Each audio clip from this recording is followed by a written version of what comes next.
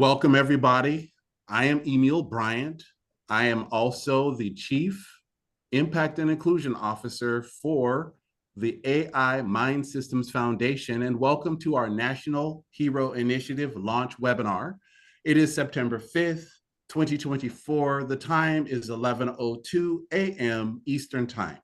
We're here with an esteemed panel that you will get to know today, and they are going to blow your mind with not only their willingness to share what the National Hero Initiative is and how it works, but also discuss whatever detail you would like to know as we get closer and closer to helping our most precious people, our veterans, their families, our active duty and their families, our first responders and their families, navigate some of the most difficult and arcane healthcare challenges using the power of artificial intelligence and the digital medium we know.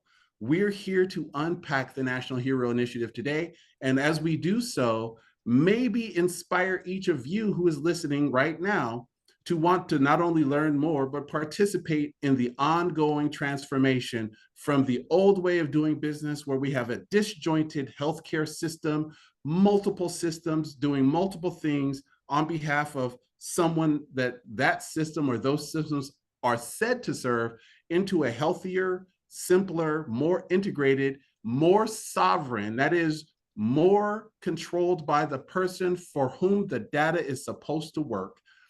That new system is going to be curated by AI MINDSystems Foundation, and our National Hero Initiative is the first wedge along that journey.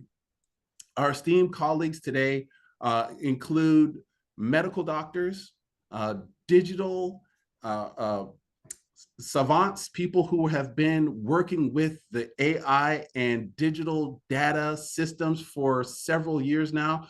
We have people who are personally invested in the veteran and active duty communities, as well as the first responder communities.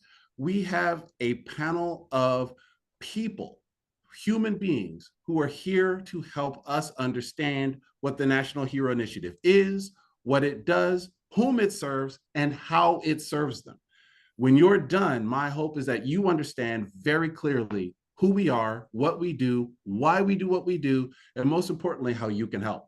So, without any further ado, I would love to pass you over to the National Hero Initiative leader, the person who is responsible for not only its success, but also the vision of how it will unfold over the next several years.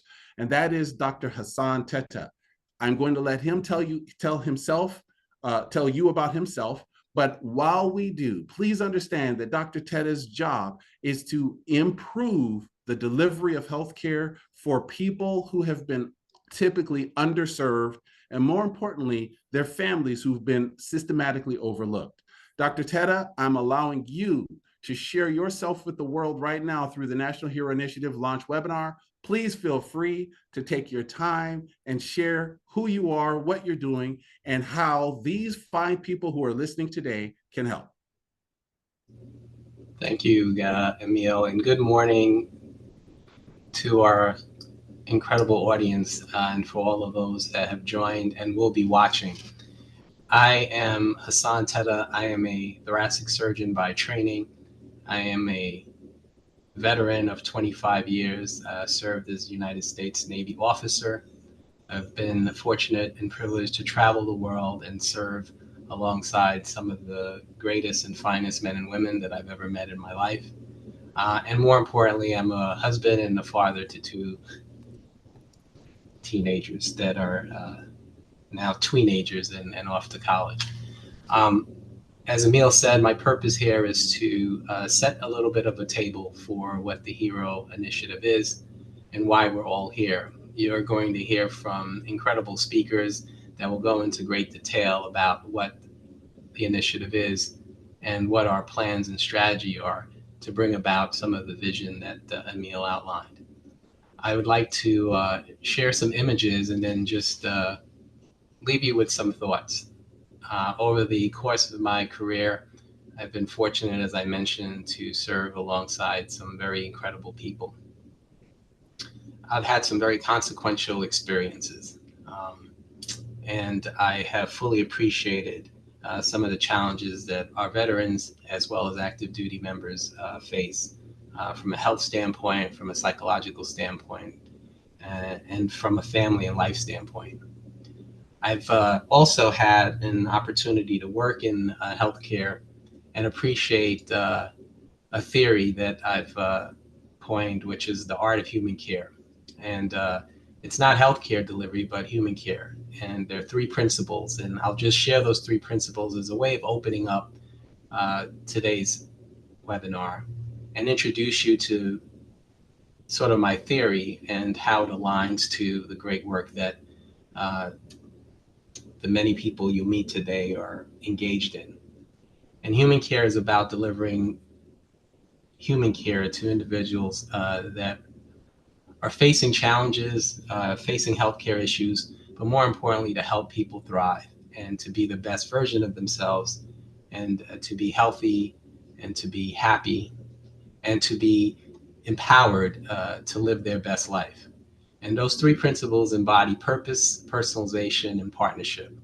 I'm going to juxtapose some images and just share with you those three principles in a little bit of detail. Why are we here today? It's really about purpose. This picture and this slide depicts a very special time, a very meaningful time, and as I mentioned, a very consequential time in my life.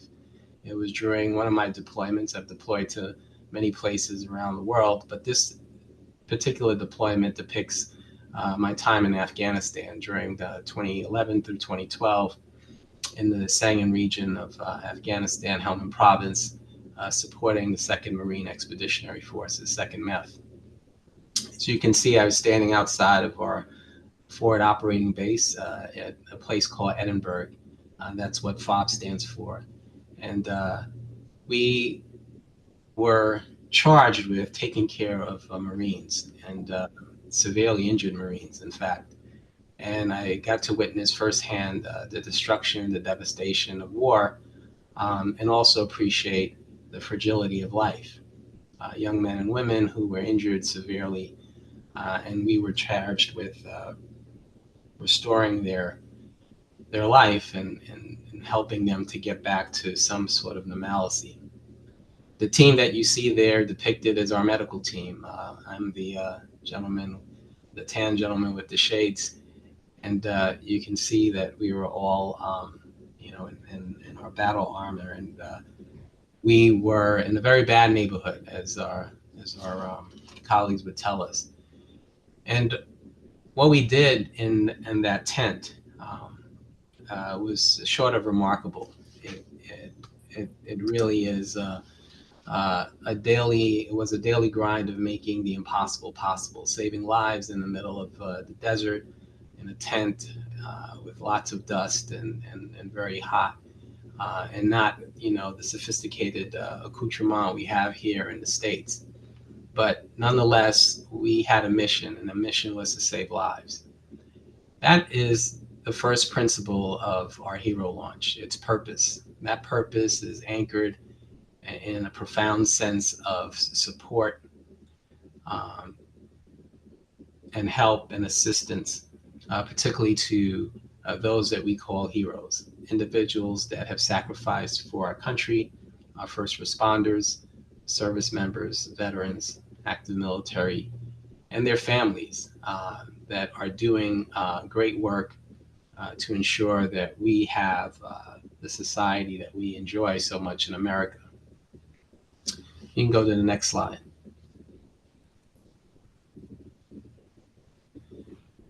The next principle is personalization. As I mentioned, there are three principles that I'm hoping to introduce here as a way of introducing our initiative: purpose, personalization, and partnerships. This slide depicts my time several years after my deployment, but also a very consequential time for me. I was at the National Defense University serving as the command surgeon, and had the honor and privilege to study and learn and serve alongside some of the greatest military leaders our country has ever produced. And I got to learn from them as well. And here you see a picture of me having one of several encounters that I had during my time at National Defense University with the late, great General Colin Powell. I bring this picture up because this image reminds me of the path that brought me to artificial intelligence, and you'll learn a lot more about that, and you can appreciate in our name, AI MINDSystems Foundation, that AI is a big part of the tool or the mechanism and the pathway and the strategy that we employ to bring about the principles of caring for our heroes. And while I was at the National Defense University, I had the opportunity to study at the National War College, thanks to the influence and support, advice, and the generous leadership of General Colin Powell. And while I was at uh, the National War College, I also had an opportunity to build upon my clinical informatics as well as clinical background and work on artificial intelligence and military medicine. And that opportunity provided me with immeasurable um, tools and a background that afforded me an opportunity to subsequently serve in the Department of Defense's Joint Artificial Intelligence Center as the Warfighter Health Mission Chief.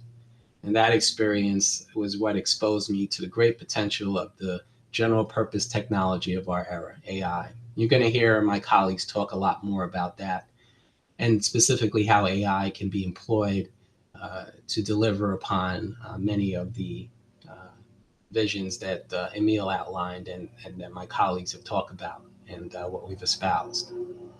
You can go to the next slide.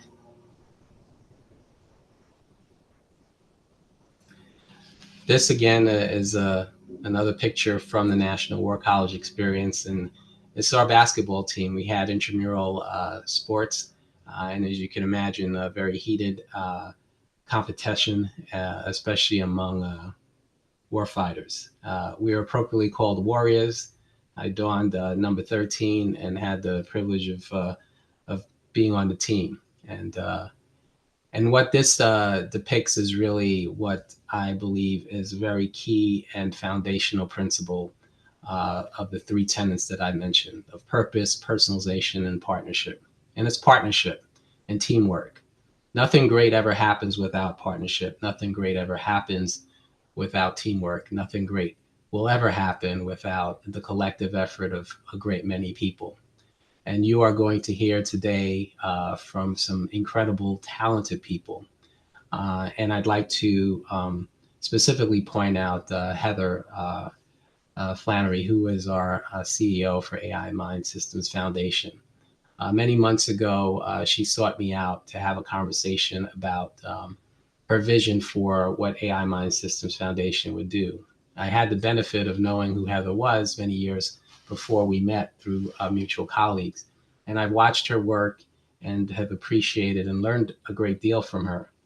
And when she outlined her vision for what AI MINDSystems Foundation was intent to do, and the HERO initiative in particular, it completely resonated with me because those three tenets of purpose, personalization, and partnership were embodied in the mission and the vision that she outlined for me. And I saw them as a way to really fundamentally improve the care that is so desperately needed for those that have served.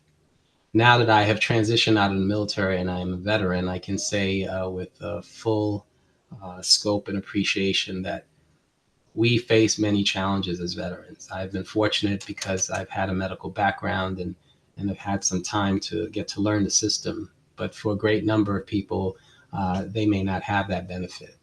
Our purpose is to serve those individuals, to leverage the tools of AI, and more importantly, to invite a collective community of partners to help us with this lofty, incredible, and so important mission and vision.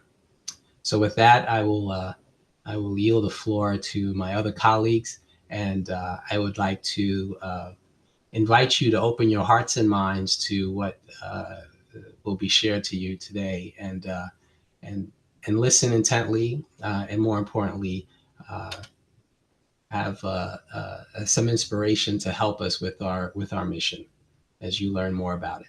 Thank you so much. And it is truly an honor to be a part of this incredible initiative.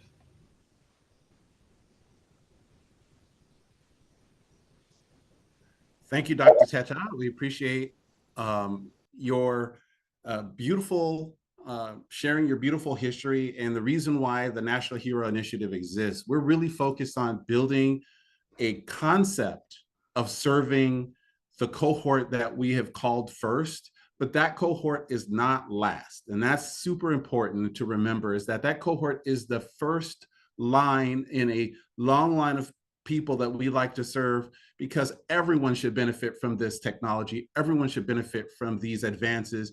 And what we're seeing in the current model is that some people are being left behind, not by design, but by how complex or how frustrating the systems can be. So our next panelist is Sam Whitehurst, who is going to help us understand who can be served in this National Hero Initiative and how they can be served and why they're being served first. Again, it's not necessarily to discriminate, but rather there has to be a starting point. And the old Chinese proverb, the journey of 1,000 miles begins with the first step. And we're trying to take that first step today. So Sam, if you would please walk us through a little bit of your background and why this cohort is so important to the future of healthcare delivery.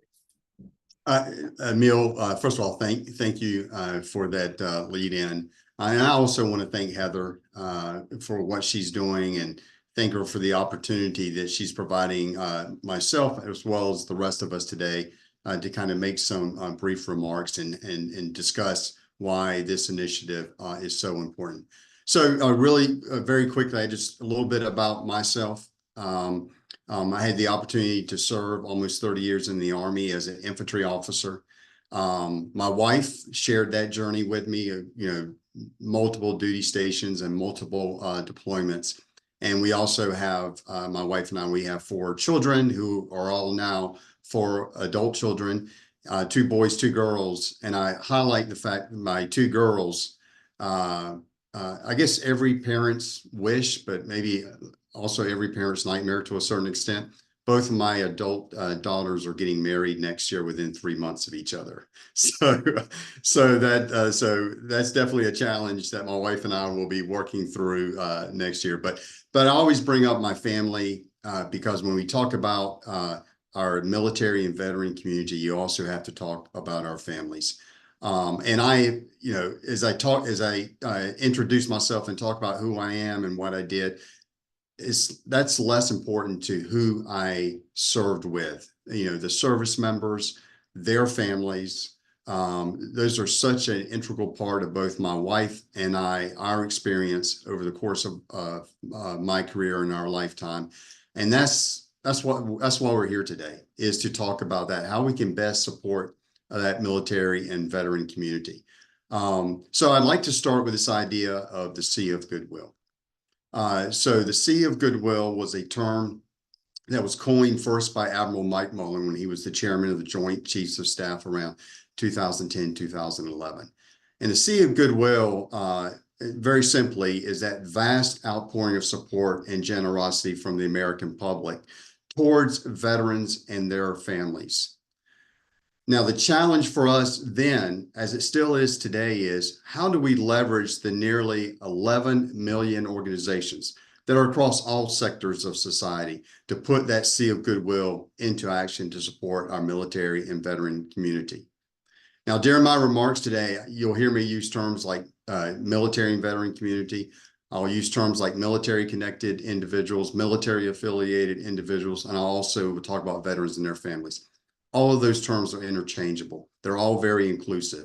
When I talk about veterans and their families or this military connected community, I'm talking about our active duty service members. I'm talking about our military spouses. I'm talking about their families, veterans and their families. I'm talking about military caregivers, and I'm also talking, of course, about the families of our fallen.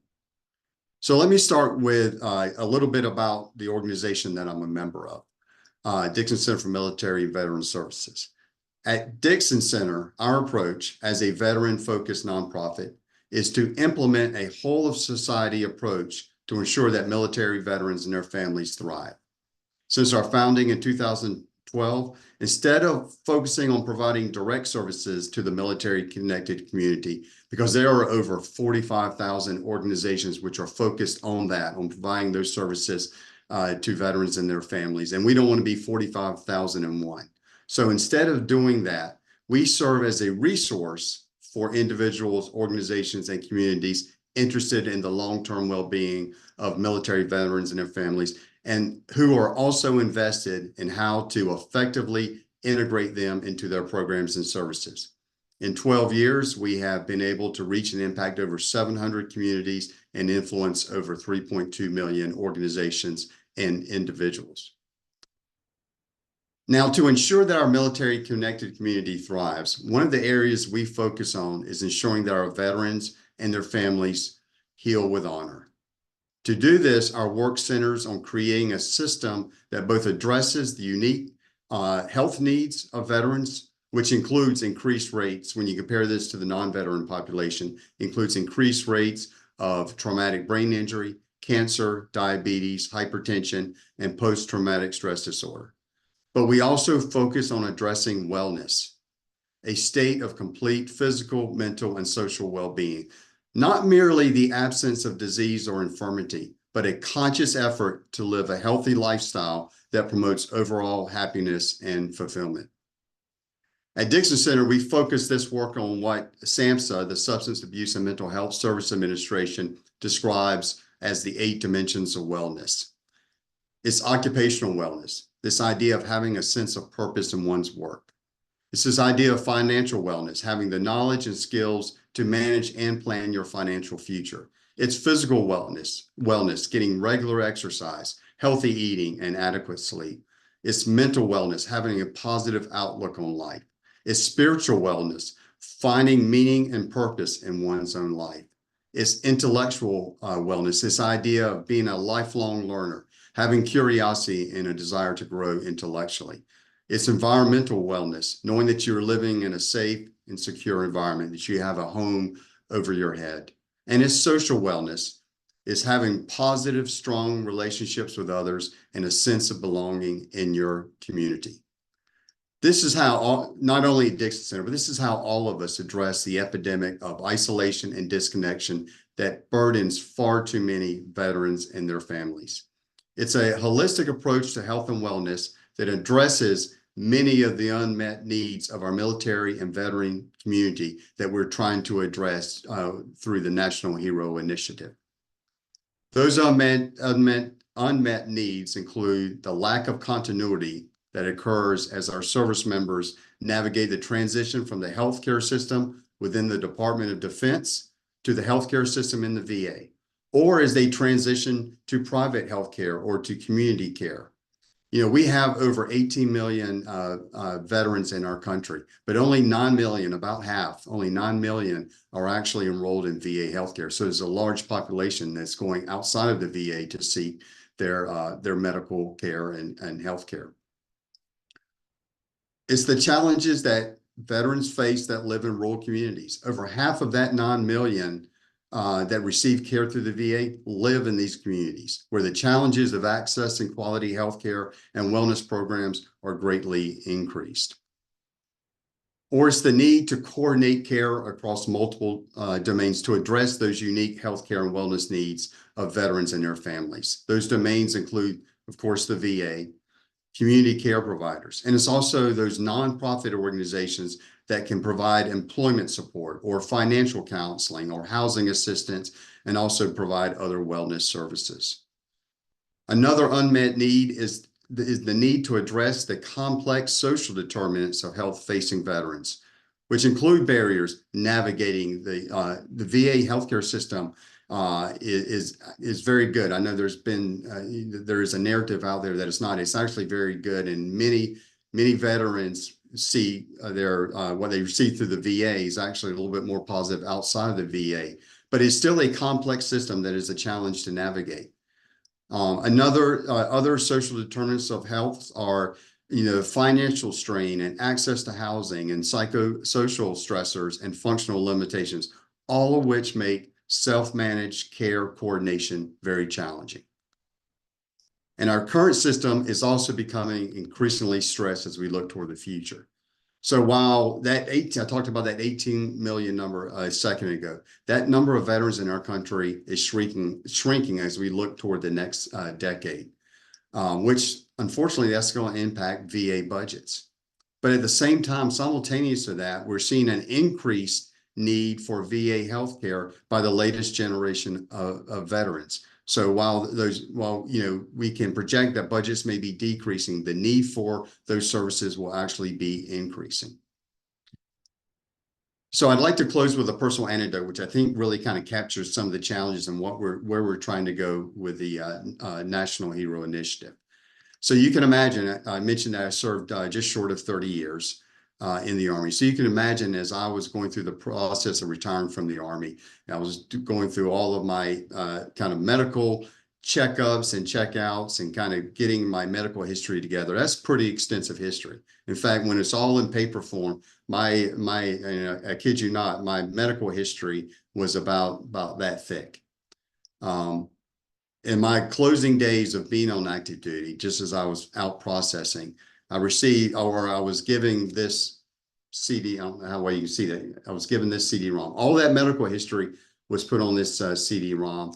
I was handed that, shook my hand, patted me on the back, and sent me on my way. Now, I'll be honest with you.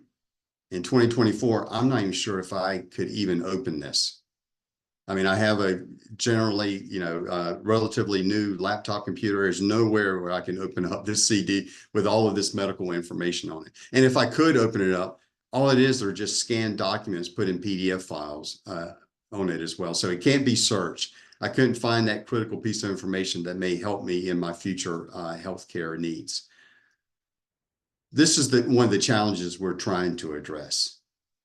Why, the question I have to ask is, why can't, instead of being handed this antiquated CD, why can that information be put in a cloud somewhere that's secured by blockchain technology that allows me to control who has access to that information? Because currently, other than having that CD, I don't control my medical information. So why don't we have a system that allows me to do that?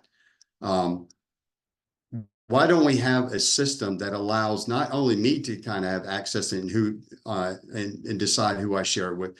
Why don't we have a system that allows providers, whether that's the VA, whether it's community care providers, to be, or other organizations, nonprofit that provide direct services, allow them to seamlessly communicate and coordinate with each other. So no one needs to be carrying this CD around. That's my call to action.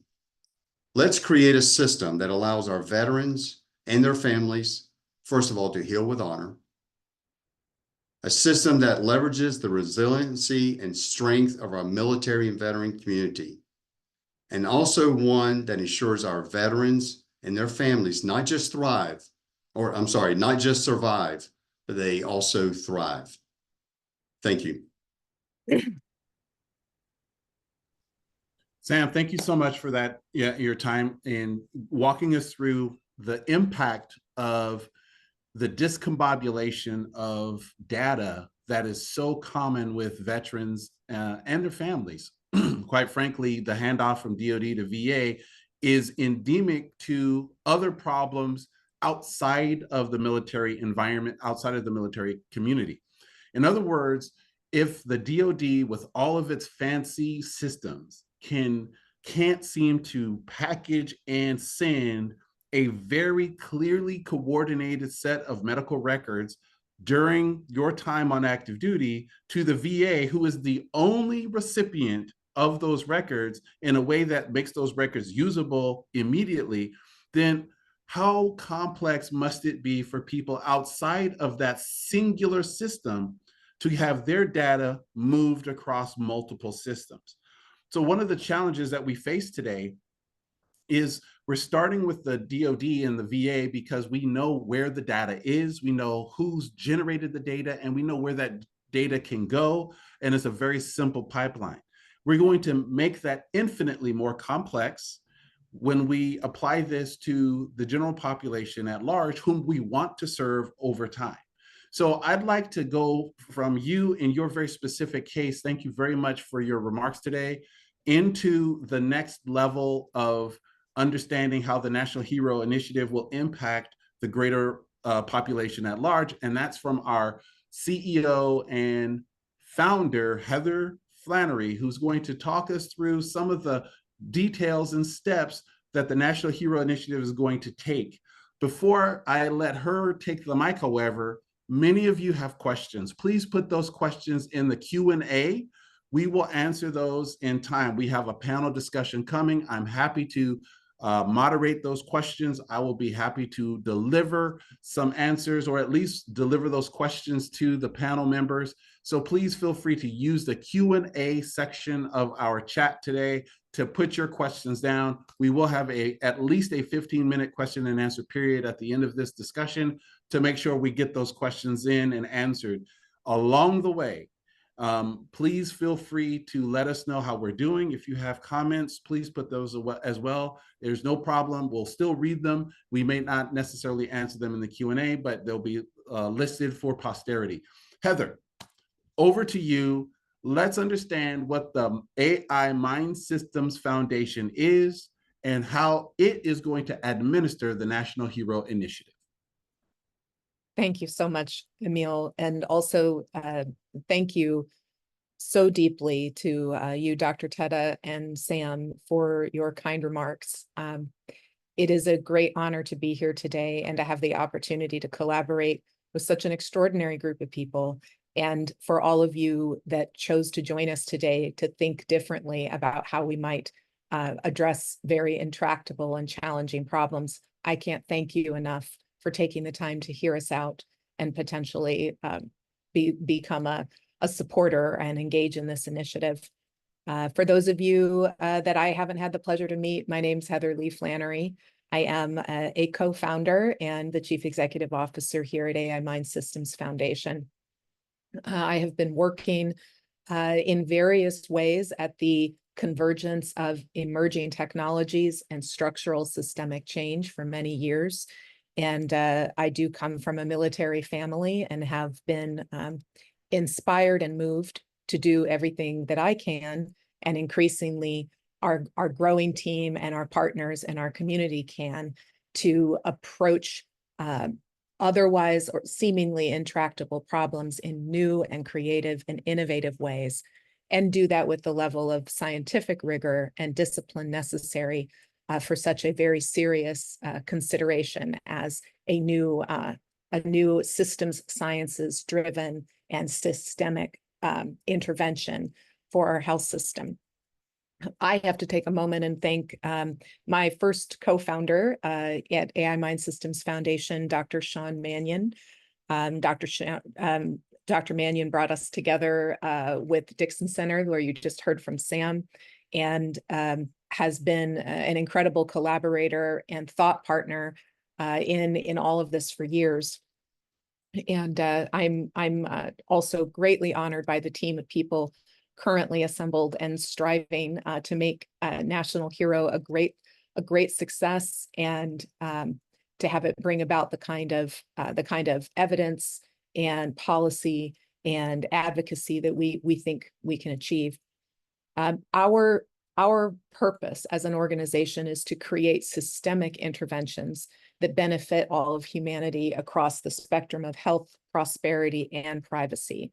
You see MIND, that is my individual networked data, and systems, as in systems thinking, system sciences, systemic challenges. Everything that we do at the foundation has at its core a hypothesis about what could change if individual people, families, and communities became radically empowered by the ability to apply emerging technologies to their own growing multimodal data estates. In this era of rapid change, we think we have enormous potential to correct unintended consequences and reverse vicious cycles and create virtuous new cycles. Our approach for doing that is to create and sustain a new kind of data ecosystem that is intrinsically trustworthy, verifiable, auditable on demand.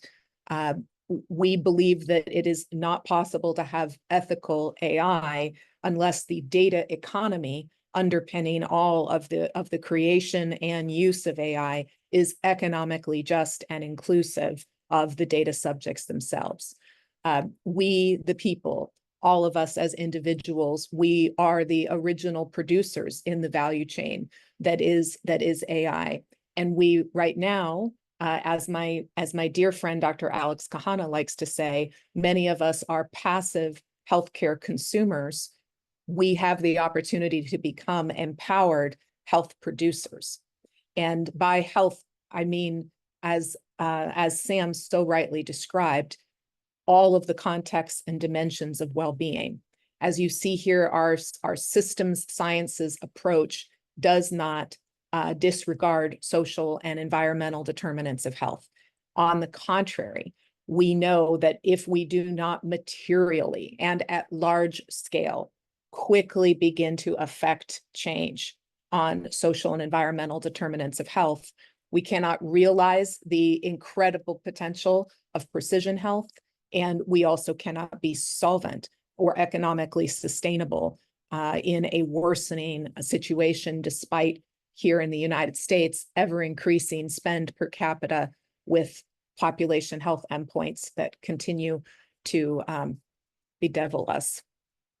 In the case of the National Hero cohort, we continue to face a national tragedy of deaths of despair and suicidality among this cohort, despite an enormous national will, that sea of goodwill that Sam mentioned, to affect that change.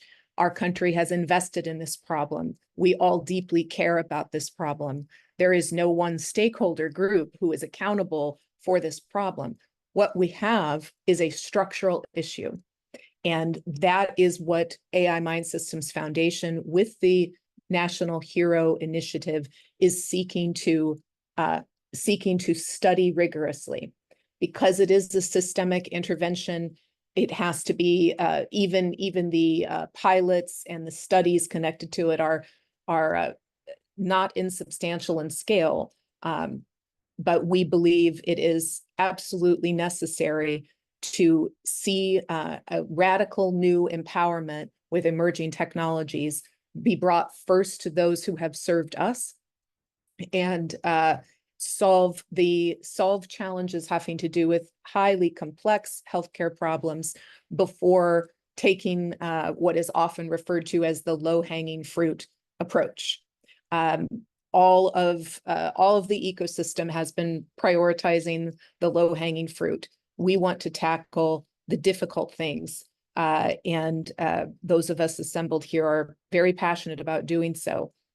I love this. I saw, I conquered siloed data blocking care and cures for me and my family, and I got the t-shirt. Ultimately, what we think we can affect is the creation of a new model that can address the profound challenges that bedevil us today, from broken institutional trust, economic and environmental unsustainability, a very dysfunctional and financially unjust data economy, and all of everything that we need to create faster miracles and to translate our research into practice at very large scale is facing crushing capital and operational inefficiencies. We believe that we have the opportunity to build and validate and learn from something entirely new. It will be a major effort, and it will take time before we know how it is working, but that is what we're here to affect. With the convergence of these four emerging technologies, all being used together in a brand new way that has never been attempted, we think our hypothesis is that we can affect in an inflection point very significant change at a moment in time when not just one or two, but many, many brand new possibilities are upon us. And that's with Web3, blockchain, the Internet of Medical Things. We are subspecialized in combinatorial uses of multiple privacy enhancing technologies, looking at new classes of critical infrastructure that can allow federation or decentralized compute, decentralized physical infrastructure, hyperlocal, community level, sustainable to come about, and all things digital biology and completely new analytical paradigms. This constellation of capabilities creates enormous new potentials. And the key is how will we shape that in the National Hero Initiative for impact? Right now, the value of data lives in enterprise data estates, very large bodies of data with limited data modalities. In the future, in order to have precision health, precision personalization, the ability to have an individual person have control over AI that has no conflict of interest with them, that has access to accurate and verifiable big data about themselves, and no other party has access to that. That is a function of a new infrastructure that needs to be created around the person. There was a time when everyone would laugh at the idea that every single individual person would have their own phone number. And there was a time that everyone laughed that every individual person would have their own inbox that was digital and on computers.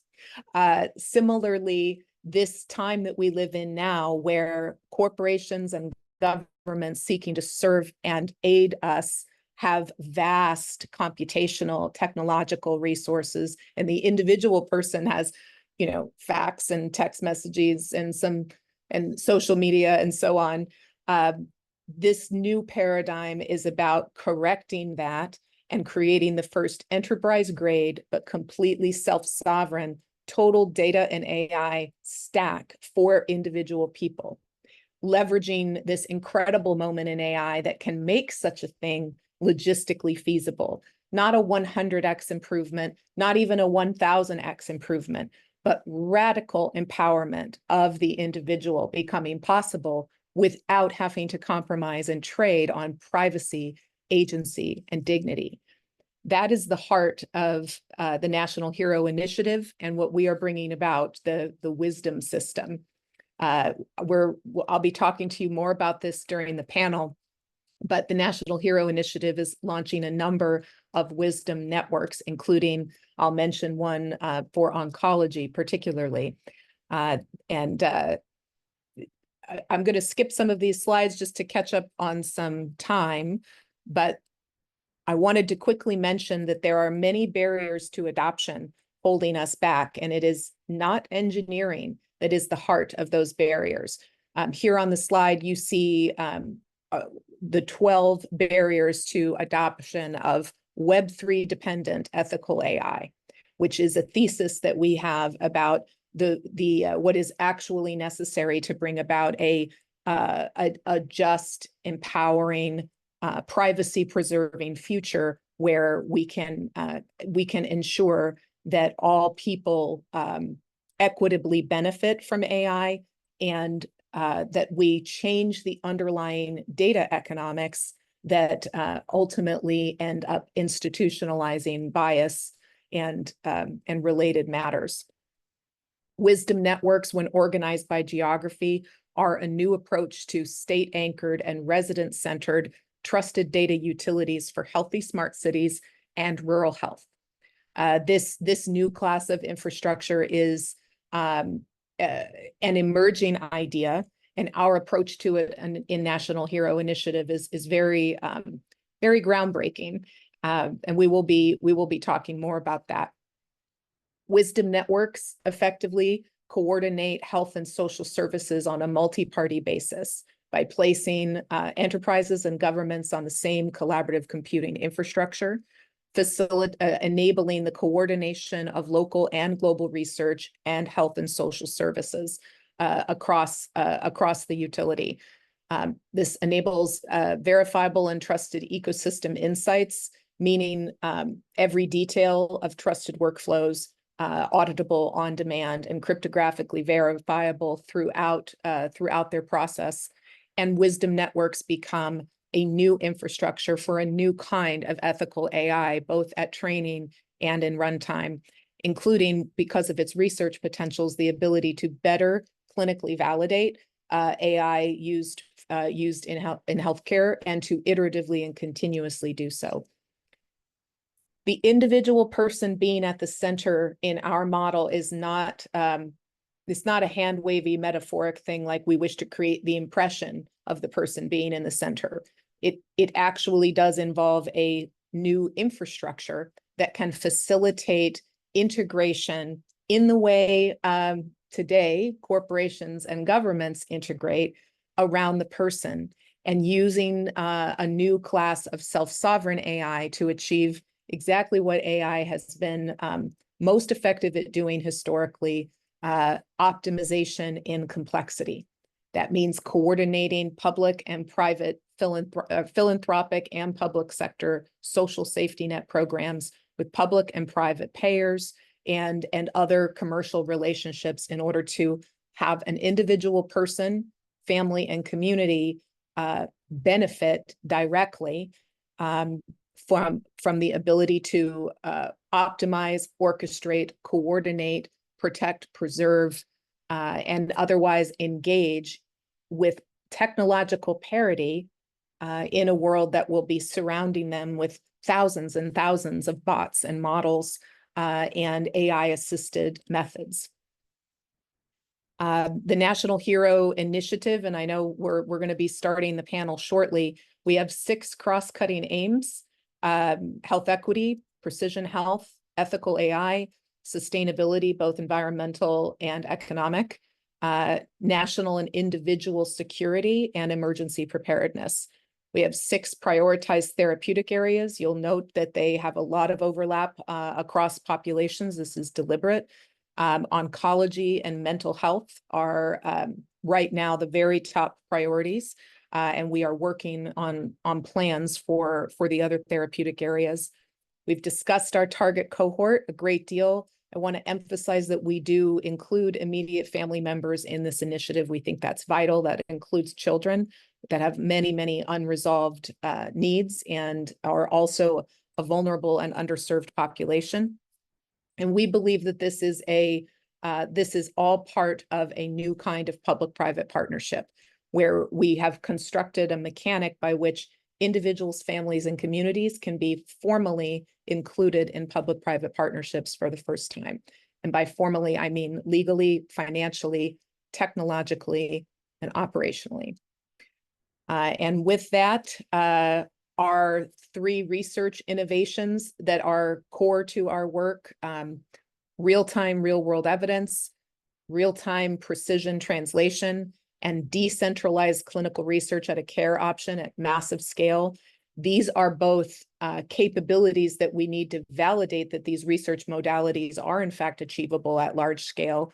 And then it becomes a virtuous cycle of being able to use these new research modalities in incredibly powerful ways to get to achieve what my dear friend Sean Mannion, our co-founder and chief scientific officer, describes as faster miracles. So with that, I will turn it back to our moderator, and thank you very much. Phew, that is amazing. Thank you, Heather. This is what is going to be so challenging, is that we're reconstructing a paradigm, and many of you have questions. We will get to those questions. I'm going to introduce our panel, which includes the 3 speakers you've heard already, Dr. Teta, Sam, and Heather, and we will join them with, and you all can please come on camera and I will introduce you one at a time.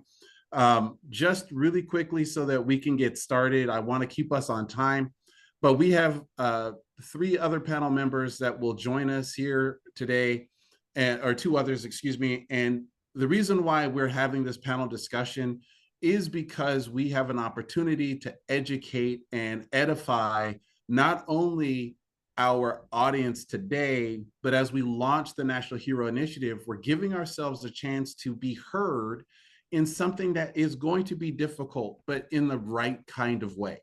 In other words, some of you have already said, are you going to use AI? Are you going to use blockchain? The answer is yes to those two questions, and then there's more. So this panel is going to talk about some of the impacts and some of the ways we're going to deliver these paradigmatically different changes to healthcare delivery, healthcare service. Something that Dr. Teta said earlier today is he wants us to be very clear about purpose, personalization, and partnership. And you'll see that throughout this discussion today, that those three things are at the core of how AI MINDSystems Foundation does its work. Our panelists include the three speakers you've heard already, plus Dr. Alyssa Abo, CEO and founder of A Squared Consulting Group, and who is also board certified in emergency medicine and pediatrics. And she is the Chief AI Officer of New Enterprise Ventures, and she's a veteran spouse. So she's been through the ringer, both in terms of being a spouse and being a provider in the healthcare system. So we look forward to her perspective. We also have Dr. Ryan Vega, who is the Chief Health Officer for Vantic, a National Hero Initiative founding partner with AI MINDSystems Foundation. We're very thankful to have him here. He's also a recent former Chief Innovation Officer at the VA. And we have Dr. Jerome Buller, who is retired U.S. Army, but also the Deputy Secretary for the Louisiana Department of Veterans Affairs. So you have 6 people today who are going to walk with you through several different questions and answers, some of which you've already asked, some of which I will ask. And I'm going to start with Dr. Teta. So when he says that he was at the Joint AI Center in the past, Dr. Teta, what did you see there that made you really sort of keenly aware that there was a better way to solve this healthcare delivery problem? That's a great question, Emil. I'll highlight something very briefly so that we can hear from all the other speakers. But we worked on an initiative called MERIT. It was the Medical Evaluation Readiness Information Tool, MERIT. And that was a tool that we had worked with a number of our contractors with to develop a platform that could do an evaluation of the service member that was in the disability evaluation system, the DES system. When an active duty member is disabled for whatever reason, physically, mentally, they're not able to deploy for obvious reasons, and they're also unable at times, depending on their job, to be able to do their job. And so they're in this sort of limbo state, which is, unfortunate for the member and also for the team. And they also, because of meeting issues, they can't recruit against that person because that person is sitting in a billet. And while they're waiting for this adjudication as to whether or not they're going to be medically boarded out, whether or not they could have another job, or they could overcome their health challenges, they're, in the state of sort of, I would say limbo is probably not doing it justice. But as you can imagine, it's a difficult place to be. And oftentimes members can be in that position for months, sometimes even years. And we, using a platform with advanced analytics and AI, were able to base a model on ICD-10 codes and expedite the adjudication process. We took it from 18 months down to 90 days in some cases and 6 months on average. So you can imagine that was a huge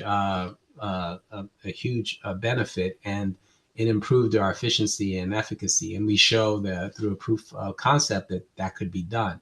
The cost it was billions in terms of what it could potentially save. So that was my first sort of insight into how you could use these platforms, as Heather described and as Sam espoused as well, is to use these technologies, leverage technologies to do work better that would serve the needs of our active duty members in that case. So to answer your question about, that was one aspect of the things that I saw at the Jake. Now, as I transitioned myself out of the military, I found myself faced with some personal challenges of just trying to navigate the system myself. And the disability adjudication process for a service member who had like me that was retiring and then sort of entering the VA system and then also getting evaluated for potential disabilities was very, very challenging. It still is. I'm still sort of going through that process. And it dawns on me that there's a better way, not only through what Sam highlighted with the ability to have a better integrated system and opportunity to look back at your medical record, which, by the way, is collected throughout your entire service. So it's not like it's not there, but it's very disjointed. There is not really a cogent architecture right now that really houses all of that information. And I think it poses a challenge, not only for the service member, but for the care providers that are trying to administer care, as well as the folks that are trying to make an adjudication and make a determination on benefits. So I think there's an ample opportunity. And I think, as Heather outlined, we're at a place technologically where a lot of these systems exist. And the ability to integrate all of those is also upon us. And it's just a matter of doing the very hard work to bring all those things together. Wow, thank you very much for that. I'm going to use what you just said to go over to Dr. Buller and ask, as someone who is intimately involved in the delivery of services to veterans in your state, what are you facing in terms of legacy systems? Because one of the things that Dr. Teta, I think, articulated very clearly in both his remarks and the answer he just gave to my question is that there's a ton of data available, but it's hard to use it in a coordinated way. What are you seeing in your state's delivery of services to veterans? Bill, thank you for the question. We really do see the entire spectrum, and let me clarify. So we have three major DoD bases in our state right now, and so we are through our community capabilities are also providing community care for active duty service members and their families, as well as the 261,000 veterans in the state of Louisiana. As was mentioned, one of the biggest challenges is periods of transition.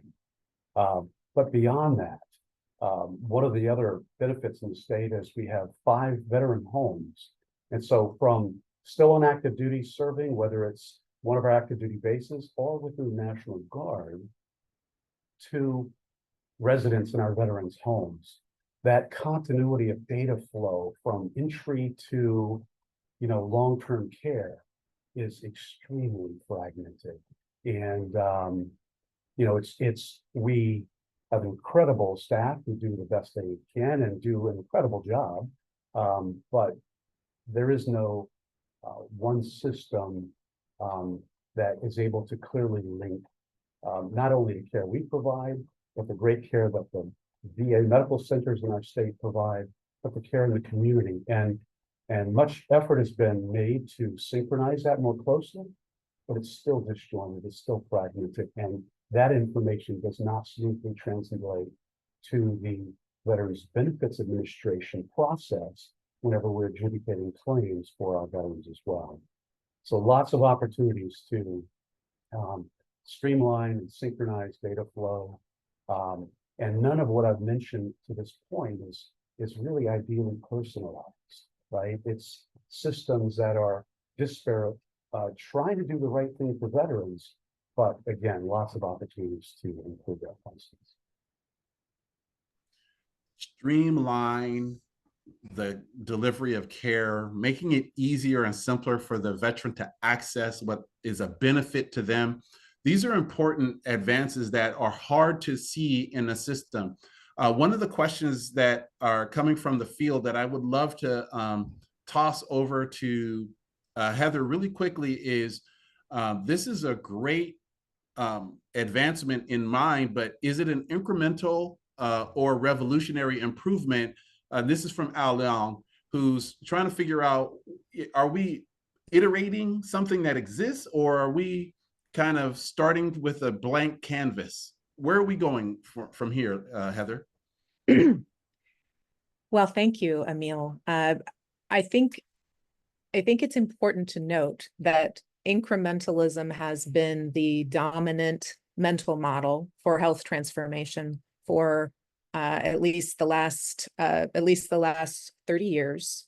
There's an appropriate risk aversion. We are dealing in life and death situations, but fundamentally, everyone that I've ever met in this industry, and likely all of my esteemed co-panelists, you can, tell me I'm wrong if you think so.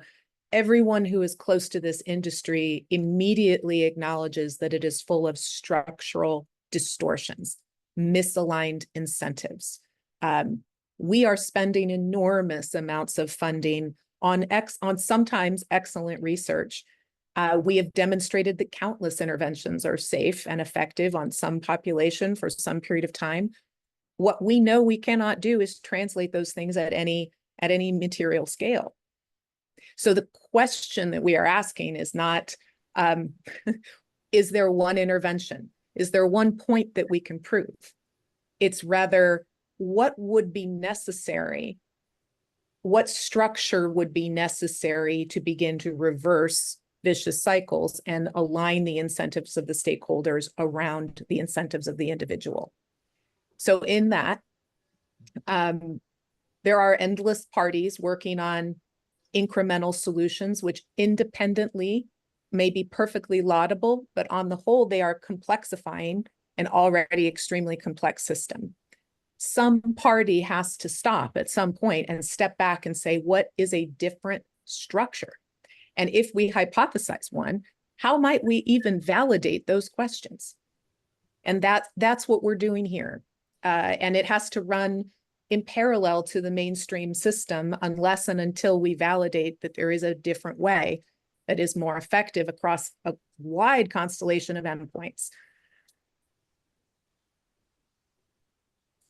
Brilliant. So we're aiming to stop the incremental complexification of healthcare and start making it something that people can see and use and access and not have to have arcane knowledge.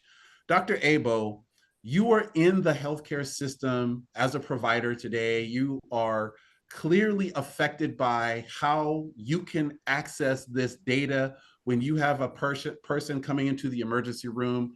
Would you please walk us through some of the challenges that you feel could be addressed through some of these technology initiatives from the National Hero Initiative?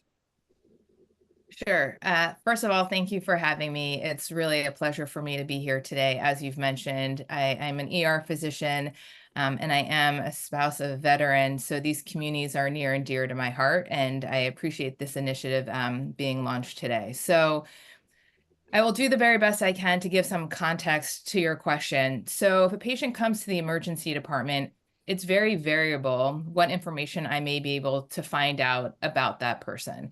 And if I've had the good fortune of potentially caring for, in my case, pediatric emergency, that child in the past, or they've been going to the hospitals, clinics, specialists where I work, then maybe I will have access to some of their medical records and be able to see more about that patient and do what we would call in the ER a deep dive. Can you quickly open up the chart, open up the medical record, and do that deep dive? If they have not been to our, let's say, hospital in the past, but have been in the region, then yes, with some of the information exchanges, maybe I can tap into some information. It certainly has gotten a little bit better over my 20 years in medicine that, we don't necessarily have to have a courier go back to that other hospital to get the imaging. There are better ways for us to share images. So in some ways, I can sometimes access information, which is incredibly valuable. And I very much appreciate not having to re-expose a child to radiation and repeat the x-rays. Even if it's not a lot of radiation, it's still radiation. And it shouldn't be the standard of care to just repeat something that's already been done on the same day somewhere else. So I will say we have definitely made some progress, but we are a long way from me being able to really get that holistic view of the patient. And I think when we're talking in particular about the military. And I really so very much appreciate the military connected communities, because my husband served in the military and then State Department. And so we as a family have traveled overseas and have seen either some of the challenges we have had or that families around us have had serving the government in a number of different capacities. And to your point, there isn't really a good way for me to access the data in a way that I can make it actionable in real time. And just to kind of just put a little plug to what Dr. Bueller was saying, it's not for lack of data, right? It's the silos. It's breaking down those silos and connecting the data. Healthcare doesn't have a data problem. It has a data access problem. And so I think now that I've stepped out of academic medicine and my motivation is really leveraging technology and real world data and devices and AI, because I believe that those things are the great equalizer. It's like, how do we actually make that happen? And I have enormous respect for Heather and this team of trying to figure out how to actually do that. But to essentially bring it back to your question, I can access certain amounts of data in the medical record, in some of the regional data exchanges, but I'm limited in still getting that holistic view of the child. Fantastic. Thank you for that, because as someone who's delivering care, the fact that you cannot see the entire picture of the patient when you need to see that picture, since health is an integrated systemic approach, always, even when we don't admit it, it makes it more difficult for you to not only address the acute concern, but also how that acute solution may impact the overall health of your patient. So we're really thankful that you're thinking this through and adding your voice to this discussion. Dr. Vega, Ryan Munn asked a question that's very much in line with what Dr. Abo just talked about. So I want to bring out his question. He set it up slightly differently than I'm going to, but I want to really emphasize a couple of points in his question because it's a beautiful question. He says, a significant challenge in our healthcare system today is honoring the Civil Rights Act's requirements to provide reasonable access to interpretation services and support the understanding of the patient of their medical decisions across language, culture, and class. Now he's asking about technology literacy. And I'm going to add this point to kind of bring it out for you in terms of what you do at Vantig. The holistic view of the patient should be two-way. The patient should understand who they are. The provider should understand who the patient is. How could resolving this data access problem result in higher technological literacy for the individual patient, as well as how could your system or a system in AI resolve making it easier for the provider to deliver holistic care to the patient? Yeah, it's a great question. I'm going to get to the answer, but I may take a little bit of a more circuitous route. So let me go back to my residency days and the first time that I had a Spanish speaking patient. Fortunately, you can tell by my last name, my heritage is Spanish, so I was able to converse slightly. But when we started to get into more complex discussions around what we believe to be cancer, I needed an interpreter. So what I did was I called a hotline that the health system had set up. I waited for an interpreter. We waited about 10 minutes because they were tied up. They were busy.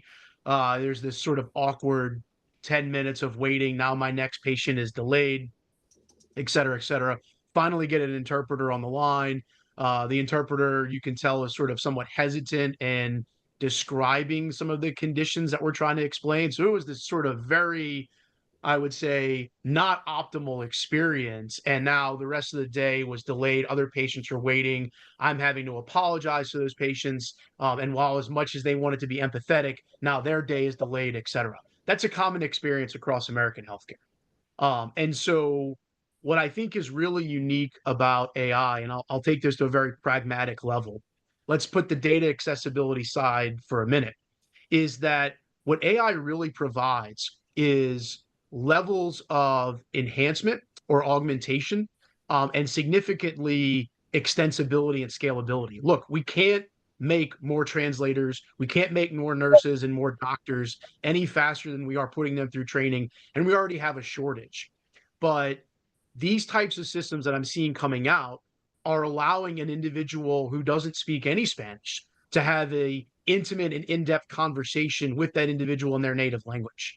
And so while you're not waiting 10 minutes anymore, and you're able to have a conversation in which the individual is actually seeing in their native language on the screen what you are saying, and able to ask more detailed questions because it's not hearing it through an interpreter who may not be as knowledgeable about the content as I am.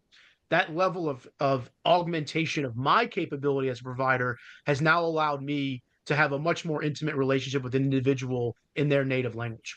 So you can just take that one example and think about now the application of the types of technologies we're seeing and how they're going to enable us at an individual provider level to deliver better care, better experiences, while also taking into account that I have a language barrier.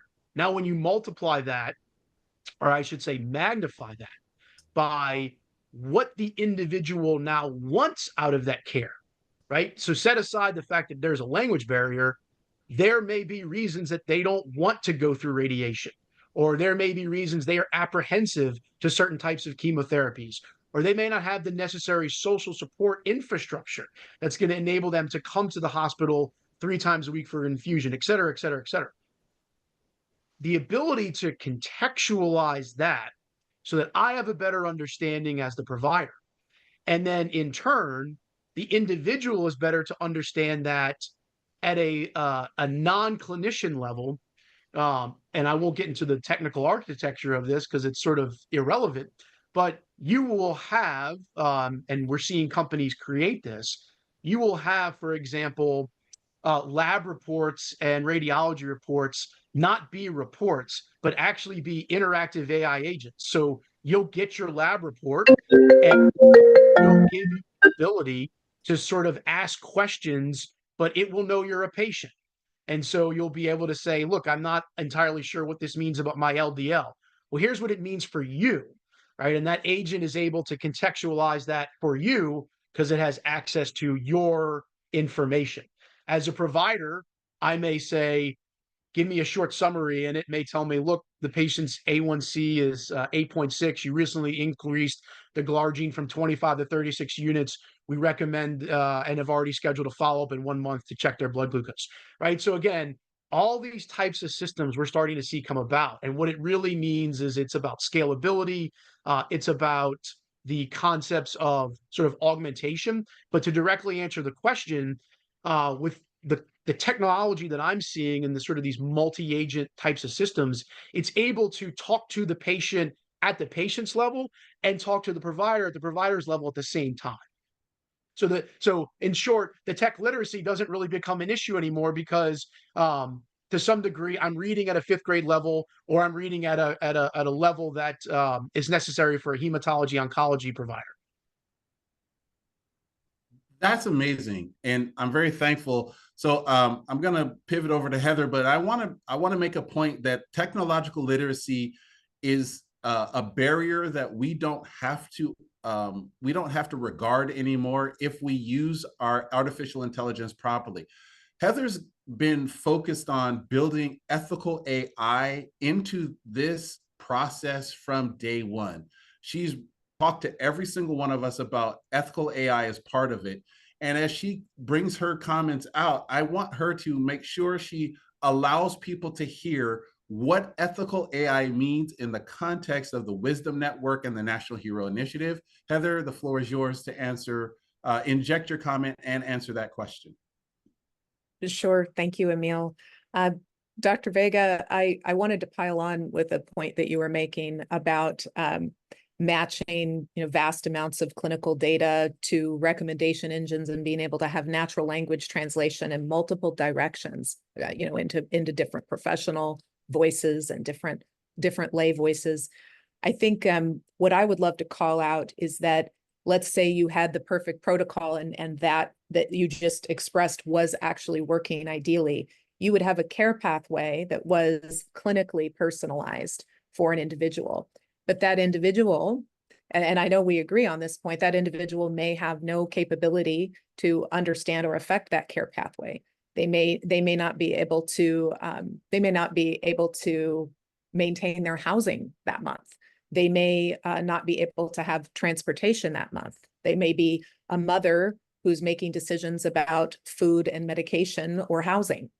The sea of goodwill that we can bring to bear with this person-centered infrastructure allows all of that incredible potential scientifically and clinically of biological precision medicine, but it can match it to precision psychographics, precision financial status, precision safety net, both philanthropically and in the public sector. And this would have been totally logistically laughable even just a couple of years ago. And it isn't today. We have to create it. But the idea of having both the biological precision and precision across many other vectors for the person at the same time in the same infrastructure, we think that that's a lot of the heart of the unique kind of person sovereign AI that we can bring about. And in terms of your question about ethical, we are students of all of the incredible work being done across the field on many different kinds of ethical AI frameworks. Agree with all of them. The part that we uniquely feel passionately about, and this is not a disagreement about any other framework, we believe that there are economic blockers to what we would consider to be ethical AI in healthcare and life sciences.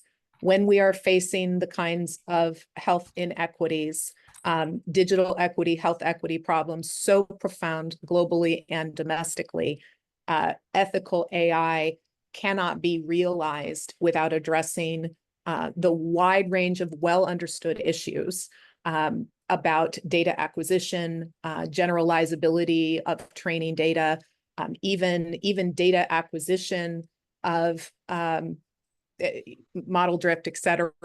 There's so many challenges. We have to rework the economy that is the system of incentives around that underlying data. And that economy today, conservatively, I sized that economy, just health information alone, at $121.6 billion a year before the AI recent explosion, of which 0% accrues to individuals. That economic volume is research spend. It's market research and clinical research. It's model training. It's all of those things. That economic structure is like this amazing raw material that we can work with to design a different way.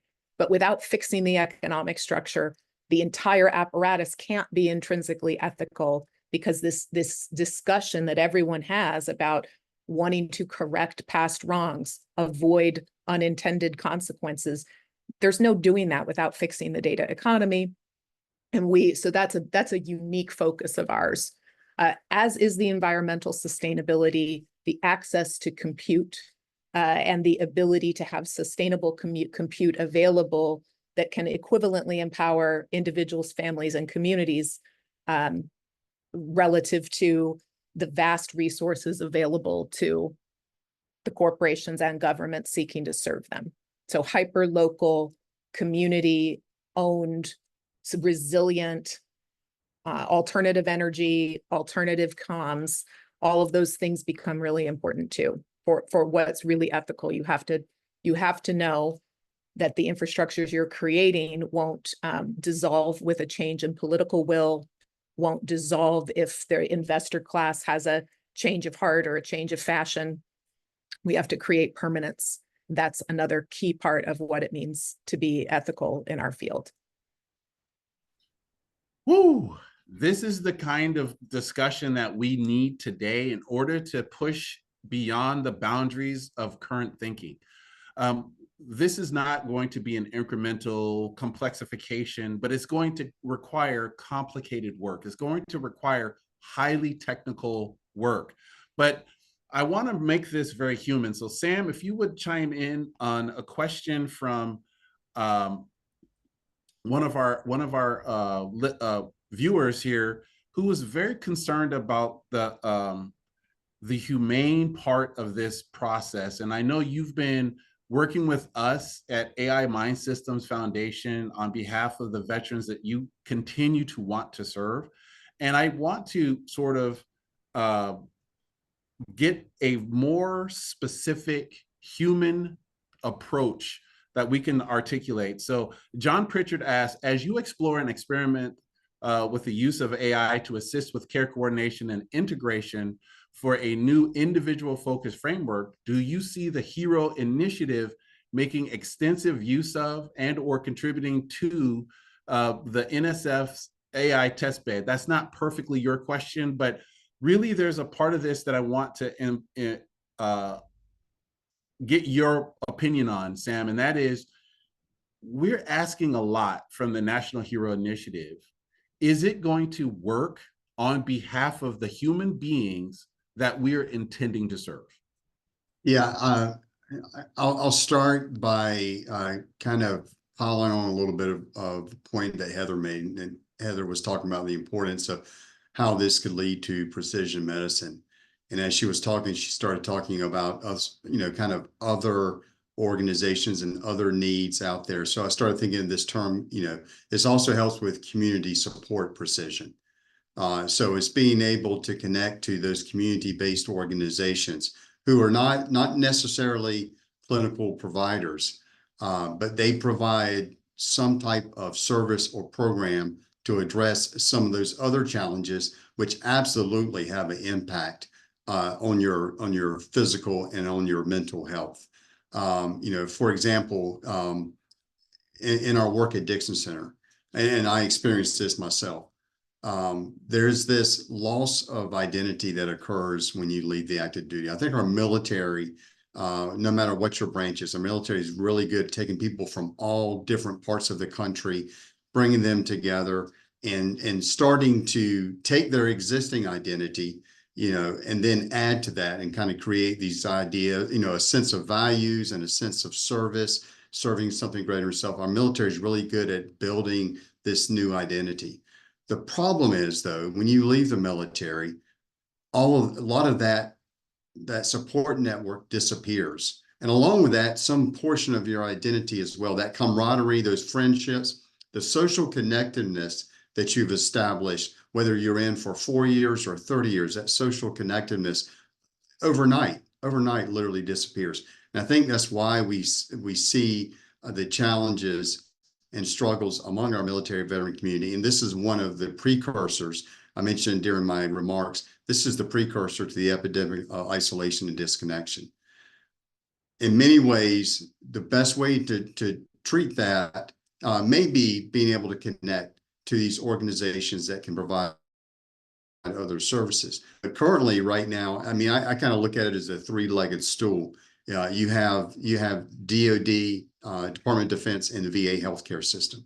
You have those outside of those systems. There's your community care providers, your private medical clinical providers, and then you have these community-based organizations. Right now, we don't have something that we talk about care coordination, and we really talk about those first two legs of the stool.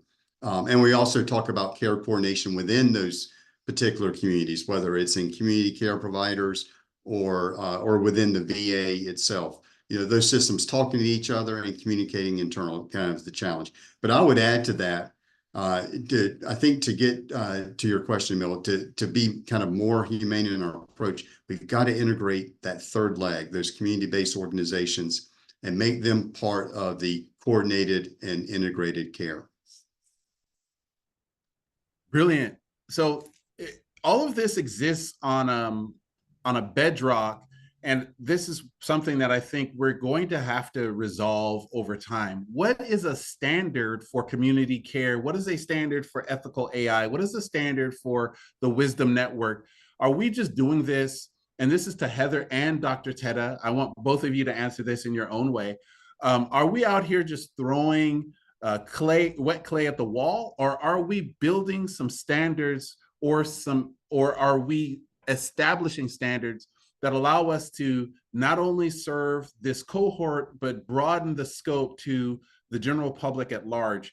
What are we doing? Because obviously with community-based care, it can't look the same in Oregon as it does in Florida. It can't look the same in the central city of Chicago and the rural part of Texas outside of Odessa or Abilene? What are the standards that we're going to use to make sure that we're honoring all of these different communities, as well as the different technologies, as well as the different populations? What's going on here that we can kind of resolve that in some way that makes sense?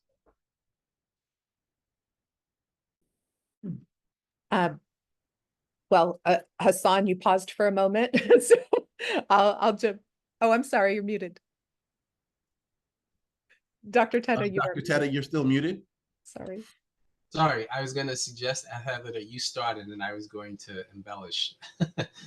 Oh, okay, very good. So capacity building in community is a very, very high priority and integral to our strategy for wisdom networks when organized geographically. I'd like to describe there are layers to the approach, from the physical infrastructure up to trusted applications, new data economics, telecommunications infrastructure to interop. I'd like to give a shout out to one of our longtime collaborators, the Digital Health Institute of Transformation, just by way of example, Emil, of us not reinventing or wildly imagining things, but rather looking to adopt. They have something called the Smart Community Health Model that is a really grounded and I think excellent capacity building locally that also involves a new jobs program and the creation of another kind of community health worker called a health architect. And the role of the health architect, the training of the health architect, and the function that they play in the community is absolutely inspiring, and part of when a wisdom network operationalizes. Framework is part of it. We're also, from a standards perspective, a number of us are standards wonks and been involved in standards development. We actually have a really intricate standard strategy here at AI MINDSystems Foundation. It was either March or May of 2023, the US published its national standard strategy for critical and emerging technologies. Our standard strategy harmonizes with ISO, NIST, DIF, W3C, a wide range of standards, and we have designed 3, let's call them macro or roll-up standards that we will seek to have ratified in global open standards activities, such that evidence-based policy can be developed. And we can create a pro-competitive open ecosystem of entrepreneurs and intrapreneurs and inventors and rebels across this ecosystem to come and participate in a framework that creates space for innovation. Now, my colleagues, are we also going to be innovating against those things? Absolutely. But standards play an incredible role.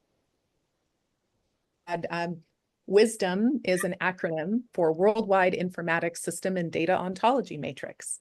And that is a neutral public good that we have a plan to create and sustain in perpetuity through the economic structures we're bringing about. That will make essentially a massive, growing, validating knowledge graph, data mesh, if you will, available for research purposes, for public health, and for commercial intent, so long as the data that is sourced through that discovery process includes the granular consent and financial participation of the data subjects. So that's a core tactic involved in that, and there are standards, new and harmonized, throughout that process. And I guess to embellish what Heather said, I would, Emil, maybe step back and just say holistically and perhaps give a perspective from deploying AI. So as I mentioned in my opening remarks, while I was at the JAIC, I have worked with an incredible team, and we actually deployed AI at a time when, believe it or not, people weren't really interested in AI, not hearing about it. This is 2018 and 2019. Can you believe that? I mean, we were struggling to get people interested in what we were doing. Nonetheless, we deployed platforms and actually utilized some of our solutions at the height of the pandemic and throughout the time that I was there. And it never was lost on me that those principles sort of endured: purpose, personalization, and partnership. Again, sort of these kinds of approaches that I come to you with this. And I'll just give an anecdote. When you talk about personalization and you overlay everything that Heather just said as the foundation, it may be that a solution for one group, one individual, one veteran or their family, or a particular geography doesn't work in another place. Like you said it, absolutely. It just may not practically work. One of the questions in the Q&A I looked at was a very good one. Well, how do you reach veterans that don't have access to technology when you're talking about a technology solution? Well, I think you have to step back and say that this is not just a technology solution. It is a system solution. And underpinning that system solution is a redesign of an architecture and a system that right now may be missing individuals. Technology is a tool that can augment and help improve that system that's trying to be built. The other thing that I would say is that partnership is very important here as well. Not to mention all of the sort of the agencies that Heather brought to bear. But when we were deploying some of our solutions, we were iterating some of the ethical and the challenges of deploying these solutions for the people that needed them while we were deploying them. And we had to do that in concert of constant communication with the people that were going to be not only the stakeholders, but those that were going to be impacted by the technology solution that we were deploying. Organizations like the National Academy of Medicine and CHI, all of those, I think, are partners inherently in this work. And then I would just end by saying, sometimes you have to start doing these things before you realize how your solution needs to be modified and adjusted. And it comes to mind that I met a great number of innovators in this space where they're using the tool of technology to do the job of delivering healthcare and better healthcare to individuals, more effectively. One of my colleagues who happens to be CEO of Healthfana, just bringing them out because they have a very novel technology where they're using AI, without a human in the loop, and it's very effective, and they have the data to show it, and it's serving a population that typically is not served very well. The members of a group that are often marginalized in society, but yet this tool, this platform, using AI at its core, is being used effectively to deliver better care to that population. So I think again, these principles of like, what are we trying to do? The purpose here, particularly with the HERO initiative, focusing, specifically on that group of service members, veterans, their families, first responders, et cetera, is sort of the beginning. That's the purpose right now, but it does need to be personalized. As my colleague, Dr. Beulah said, that cohort in and of itself is very different as well. There are different sectors of veterans, there are different sectors of active duty folks, there are different sectors of first responders. And I think that's why personalization is so important. And I think, Neil, to maybe finally round this out, it is going to be in the delivery and in the work that we do that the solutions become refined and modified. It's not going to work to just say this is the standard and we're just going to apply it to everyone writ large, because that would never work, not in practice. Brilliant. And I appreciate that very much. Dr. Bueller, Dr. Teta called your name. I'm going to do the same because I want to really kind of make this very personal in one respect. A couple of people in the Q&A have talked about homeless veterans, and I know you have dealt with this in your state. Would you please sort of talk to us about how some of these advances can help the most vulnerable population of veterans we have, which are the homeless, the ones who are without a permanent address and therefore often seem to be overlooked and often forgotten in this delivery of healthcare and other services? Thanks, Bill. Obviously, this is a very important topic for for us at this point, and I think for the nation. I think that, this ability to have what I would consider, safe, ethical construct with this wisdom mesh network capability, it's about connections. It's about connecting dots. So we already learned that the 18 million veterans, half of which aren't even affiliated with the VA, but they're living in our communities across the state and across the nation. And so our ability to connect with them, to find them, and to plug in, connect them to resources that the VA, the federal VA is capable of providing, that the state can provide, and as previously mentioned, our community partners. We rely heavily on them. And, it seems as though, clearly today there's a gap. And the VA has done, I would argue, Herculean efforts to go out into the communities and find them. We work with state and local partners to do the same, but there's still a lot that we are not connected. And it's important that I would argue all steps and all potential opportunities should be connected to bring the veterans the care that they've earned, the care that they deserve.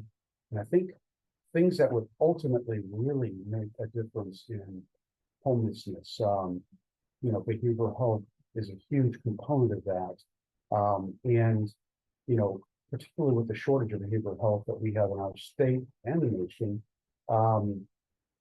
this capability of identifying veterans and uniquely tying in their needs, connecting them with community assets that are there, but are not currently connecting, I think could turn the dial. And I think that's much needed at this point.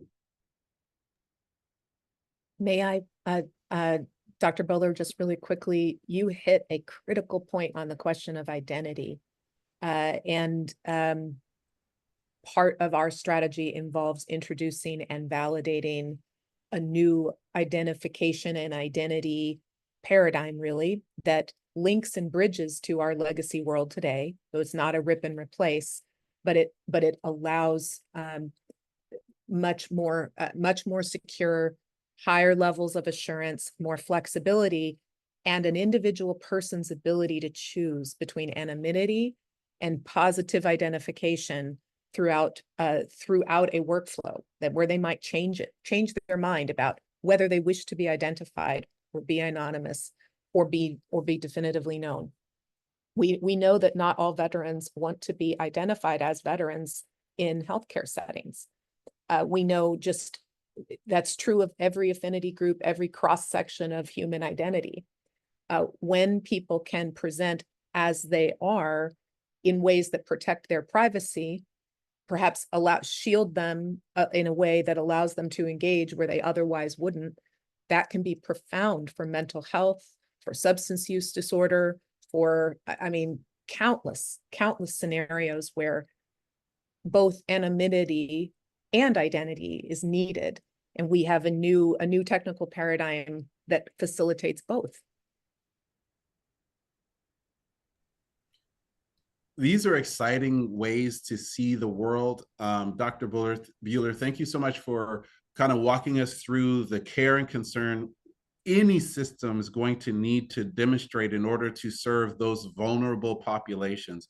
And we understand why that is. So as we close out, I want to go through all of our panelists. First of all, thank each and every one of you for the time you spent today with us to going over and launching the National Hero Initiative and how it impacts you, how it affects you. I'm going to call you by name for final comments before we finish up this very exciting panel. You all have been amazing. You guys are experts in your field. Each of you brings something unique to the table. Our listeners, you all also bring something unique to the table. So before we're done, I'm going to ask you to go to the AI MINDSystems Foundation website. You can find it at ai-mindsystems.org. And if you have something you would like to talk about, something you would like to address, if there's your opportunity, you want to volunteer to help us do this, We have tons of opportunities for volunteers. If you like to donate, you can go to our website and just click on the donate now button, and we'll get started with whatever you want to contribute, whether it's time or money. Sam, over to you. Final thoughts about launching the National Hero Initiative and what it means for you and the Dixon Center. Well, first of all, I'm going back to some of the questions I saw in the Q&A. I think we all acknowledge that this is hard. What we're trying to do is hard. But because of the goal that we're trying to aim for, the objective, it's too important not to take this on. I'll just draw upon my military experience. I can remember being a young lieutenant, much younger than I am now, a young lieutenant and captain in the Army in the 90s. And at that point in time, I could never envision a world where, as a soldier, I would be fighting alongside Marines, fighting alongside Special Operation Forces, talking to the Air Force up above, talking to the Navy up above. I just couldn't envision that world happening. And many of my peers were the same way. Then all of a sudden, something happened, obviously 9/11. And we faced a crisis that forced us to address and to really integrate all of our different capabilities. Some people may think that's a little simplistic. When you look, like I said, in the 90s, we had, heck, in the different branches, we talked a different language, right? We used different jargon, different language, different weapon systems, different communication systems, different tactics, different systems and processes. Guess what? We figured it out, right? We figured it out. And we've seen how that integration can come together. So this, I think the challenge we have, the objective is too important not to take this on. And I'm absolutely convinced that we were going to find the pathway to this. Incredible. Thank you so much. Sam Whitehurst from the Dixon Center, appreciate your time today. Thank you so much for joining us. You have been a great voice on behalf of the veterans, their families, and those that have served this nation. Dr. Bueller, over to you for final thoughts. We love the fact that you joined us from Louisiana, and that as someone as esteemed of a position that you have is willing to lend your voice to this kind of conversation. Tell us in your final thoughts what you would like to see happen if everything worked perfectly. Well, first of all, thank you. It's an honor to be here with such an esteemed group and such an exciting opportunity ahead of us here. We exist to serve veterans. And myself, the secretary, our whole team, we love serving veterans.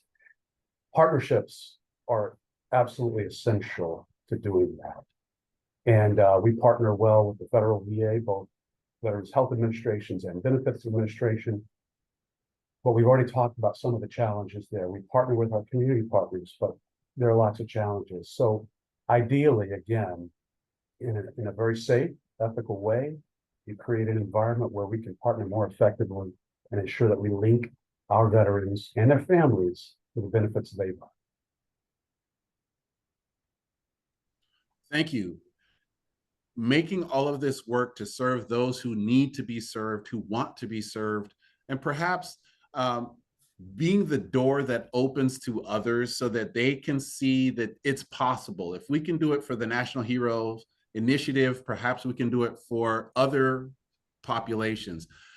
Dr. Abo, you are serving a very special population because you're not only an emergency room doctor, but you're also a pediatrician. And I would love to just hear how you see the National Hero Initiative and the advances we're making through it help you serve one of our most vulnerable groups of people, our children.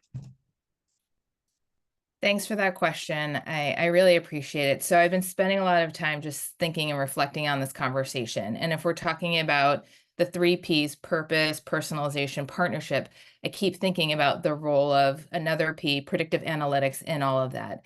And how can we better track the data of this entire population? And I really appreciate the focus on the children as well, because oftentimes they too are moving, and some, they also are families walking around, and we've done the same with our packets of information from one place to the next. So I think about how we can actually leverage that data to really not only predict the illnesses, but some of the issues around wellness. And you were talking about some of the bigger issues at large with suicidality and homelessness. And so I would just encourage everyone on this call even to just continue to think outside the box of the value of all of this, not only for the veterans and those who are serving the military directly, but also their families, which, as you mentioned, a big focus of mine is the children. And so then the last piece for me is, can we actually do that to not only help those heal with honor, but actually live a healthy life with honor? To me, that would just be the pinnacle. So thanks again for the opportunity to be a part of this discussion. And thank you to everybody who's on this call and who's listening, families as well who've served our country. Thank you, Dr. Abo. That you touched my heart. Anyone who wants to help children is somebody that I consider special. You guys are angels to me because you take time and care to do this work. Your willingness to serve, it extends beyond the emergency room. You have your own family. You've been a military spouse. So thank you for your service as a stay-at-home patriot who has done so much to support our military and your spouse specifically. Dr. Vega, in your final comments, if you would please remind us why all of this is so important. I mean, your company does some pretty cool things with AI, but at the end of the day, what's all the technology for? Yeah. I often hope that it's not technology for technology's sake. The way that I think of it is this. I've rarely encountered, and perhaps it's been once or twice, an individual who is at some intersection of healthcare who isn't truly motivated by caring for, providing care, or wanting to serve others. It's at various different intersections, and everyone's got their own story. So I don't come at this with the sense that I look at technology providers or health systems or insurance companies as somehow they're intent on destroying the system or allowing the system to continuously sort of be fragmented, and it's all intentional. What I do think is we've made it really, really hard for providers to provide high quality and effective care. And I think it's become increasingly hard for patients to experience and receive that care.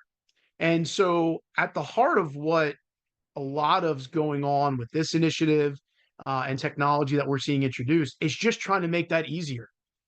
It's just trying to make it easier for doctors to deliver high quality care, for nurses to care for patients at the bedside, for social workers to care for kids and patients in the community, for patients to better advocate for themselves and live healthier lifestyles.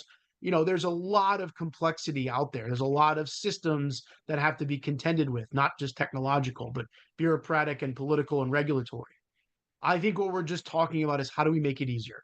And if we can do that, then what I get excited about is that it's a realization that there are so much about what we do in healthcare that is truly human that I don't see ever being replaced, at least not in my lifetime, that we're going to free us all up to sort of do more of those human connections that are required, because we're taking a lot of that challenge and that burden off of the plates of either providers, caregivers, or practitioners.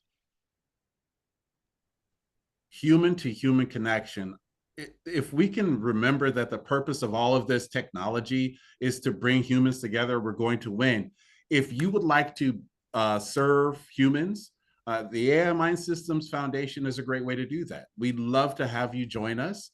You can donate. You go to ai-mindsystems.org and just click the donate now button if that's what you feel motivated to do to help us continue to build out this revolution in thinking as well as doing, as well as bureaucracy. We're challenging bureaucracies. We're challenging all sorts of paradigms in order to get the care to the customer, to the client, to the patient, but also give them access to their data in a way that allows them to be the owner of that data and perhaps even financially profit from their own data. Right now, lots of people, not the person generating the data, are profiting from the data generated by an individual.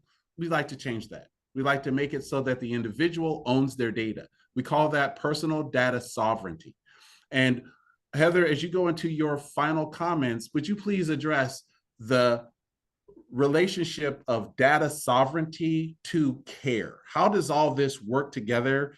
And we're going to finish up our conversation with Dr. Teta, but I want you to sort of round up why personal data sovereignty goes hand in hand with all the things we've talked about today. Absolutely, Emil. Thank you. And I must say, I am so inspired by each and every one of you, and so delighted that you're here doing what you're doing right now. So just wow, thank you. Emil, it can, for the outside person just coming into this, seem like completely apples and grapefruits. Why are we talking about data sovereignty over here and precision, quality, equitable, safe care over there? I would love to connect that dot, and it is all about connection. Individual enterprises, whether they're in the public or private sector, they are not ever going to be able to aggregate, curate, validate as many data domains about one person, me, as I could. The information that is relevant to my health and well-being is not in any one place. It is not in a provider org. Every breath I take, every move I make, wait, that's a song. Every click, everything that I do in modernity is creating a diaspora of data about me. And it's not in one place, it's literally everywhere. It's orbiting me, it's in countless enterprise systems. That information, if it were placed in a model that was sustainable and absent conflict of interest with me, could be used to create enormous optimizations. My providers, even if they are the most wonderful, the most gifted, the most genius and heartfelt, provider orgs cannot originate and should not custody that much information about individuals. We have a thesis that no institution should custody all of the biometric data about a person. That belongs under the custody of the person alone for security reasons. That's just an example. So what we need is teamwork between care teams that span organizational boundaries and an individual who can aggregate and be compensated to do so, by the way, become an economic actor with dignity in the economy that is, 20% almost of here in the US. The individual can bring together dozens and dozens of data modalities, and the individual's own trusted AI agents that can be trained with that information can coordinate with the enterprises and governments seeking to serve that person in a way that far exceeds what any of our natural intelligences would be capable of doing. It is optimization at a level of complexity that none of us could approach. But that none of that happens, it's all precedent conditions.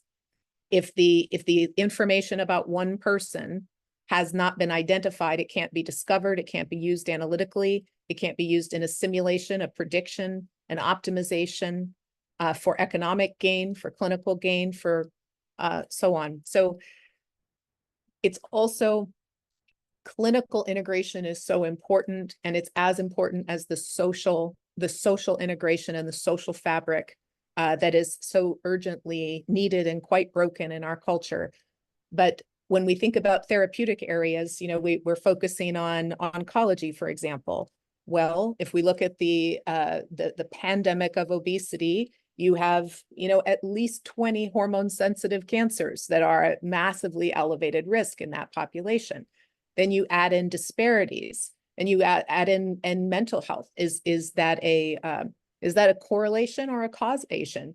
There's endless interconnections where our habit of professional specialization runs fundamentally contrary to a truly person-centered view, and a person can affect that. And then two last points. Trust. I've talked a lot about what is effectively computational trust. And we have new and amazing, remarkable technologies that can bring a level of on-demand forensic verifiability of the full stack of compute involved with any number of things. But human beings don't trust that, and they never will, and they never can, unless we can crunch cryptographic figures in our minds. We trust people. We trust institutions. We trust brands. There is no way to affect this transformation without creating new, trustworthy institutions that can step into the negative space, step into the missing places, and create that trust and cohesion, not only computationally, but socially and emotionally. It is a huge challenge, but I believe it's the only way. So last but not least, so many individual people are in deep crisis right now. I thank all of you for approaching this with urgency and joining me in shedding the complacency that allows us to ignore and pretend it's not happening all around us every day until it hits us in our own family or in our own backyard. People need help now. There's endless resources. They're in the ocean. They're drowning in the ocean of goodwill. This is not necessarily about we need more resources. We don't even know what resources we need because we can't get the resources we have where they need to go. So thank you all deeply for being here. And that concludes my remarks. Thank you. Thank you so much, Heather. As the CEO, you have brought a team together of beautiful and brilliant minds, and you are orchestrating some difficult steps on a journey that will be long, will be hard, but will be ultimately incredibly rewarding. Dr. Teta, you are our final voice of the day. Before I give you the floor to close us out and say your final remarks, I would like to remind all of our listeners to go to our website, ai-mindsystems.org. And if you'd like to volunteer, it just click on a button that says, how you can get involved and volunteer and sign up, and we'll reach out to you where we can use your talent and your skill. If you like to donate, you just press the donate now button on the website and you can give or establish that you'd like to give. If you'd like to partner, if you represent an organization that you feel can benefit from the National Hero Initiative or can help the National Hero Initiative go further, by all means, on that same website, clicking the Get Involved button, you'll see partner. We'd love to partner with organizations that are ready and willing to work with us to build this new data paradigm, this new delivery paradigm, this new service paradigm. Dr. Teta, as we walk out the remainder of our time together, please tell us how you came to this point in your career where you are advocating for something as important as the National Hero Initiative. And then I'll give the floor over to you for whatever you need to say to remind us that we're all on the same team doing this hard work.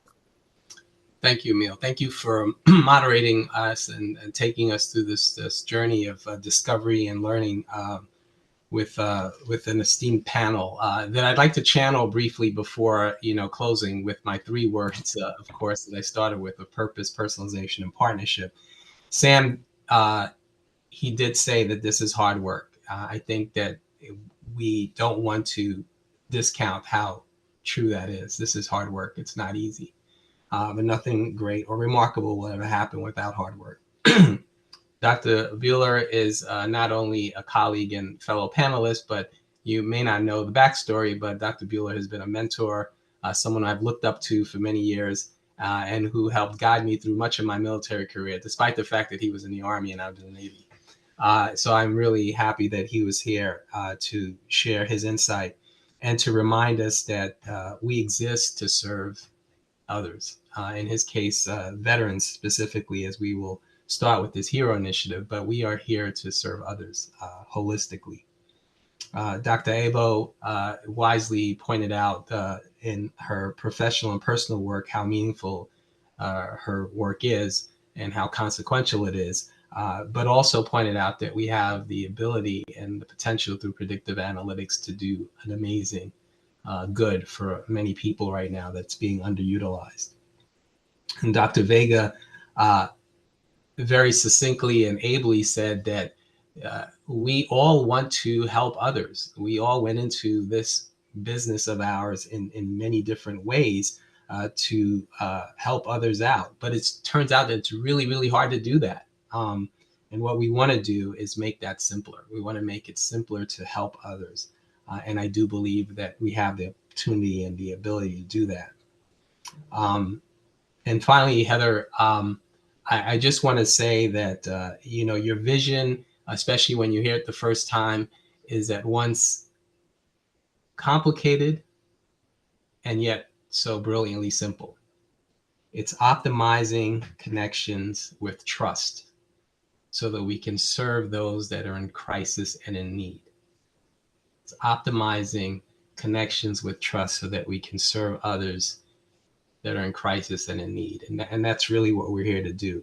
And you have this amazing superpower to assemble a very talented team. I would urge you all that are listening and that are in the audience to go look at the team that Heather has recruited and has brought to bear on this massive project, this initiative, and this great work, because you will see that you couldn't assemble a better team if Marvel and DC combined had the opportunity to do that. And so I'll just close with these final comments of purpose, personalization, and partnership again. I think our purpose, again, that has been articulated through everyone is a commitment to serve those who serve. Our personalization is a future of tailored care, and you've heard how important that is and how incredibly invaluable and necessary it is to bring this kind of solution to those that need it. And I just would end with partnership.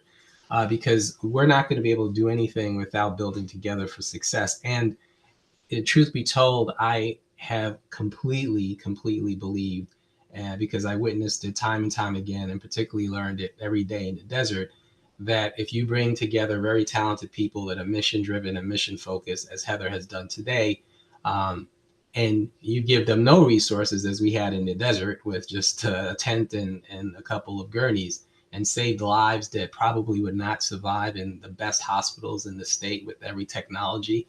I'm convinced that when you bring people together, you give them a mission, you give them a task, and you give them the talent that is so organized around our initiative, that you can truly make the impossible possible. So for many of those of you that were listening and saying, how is this going to happen? I don't understand it. I think if you just remember one last thing that Heather said, which is optimizing the connections with trust so that we can serve those in crisis and in need. You don't need to learn about anything or know anything else about the entire initiative except for that, but just take into consideration that the team that is assembled and the partners that we have yet to work with and realize and develop bridges with are going to be pretty successful in making this impossible thing possible. So again, Emil, thank you for your guidance and leadership through our journey of our webinar here, and I look forward to the great work ahead. Thank you so much. Ladies and gentlemen, that was the National Hero Initiative leader, co-founder of AI MINDSystems Foundation, Dr. Hassan Teta. I am Emil Bryant, and I am also the Chief Impact and Inclusion Officer for AI MINDSystems Foundation. We have had a tremendous panel. We thank all of you for joining us over the last 2 hours.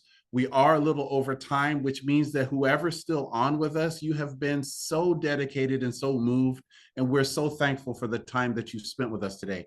Again, just as a reminder, you can go to ai-mindsystems.org and you can sign up to be a volunteer. If you have an organization that you think is one that can participate with us, please click on the Get Involved and Volunteer or Partner with Us button so that we can find out who you are, reach out to you, and begin the process of integrating your skill, talent, and drive into this National Hero Initiative and the greater work of serving a larger community. And finally, if you'd like to donate, you can online, or you can reach out to any one of us.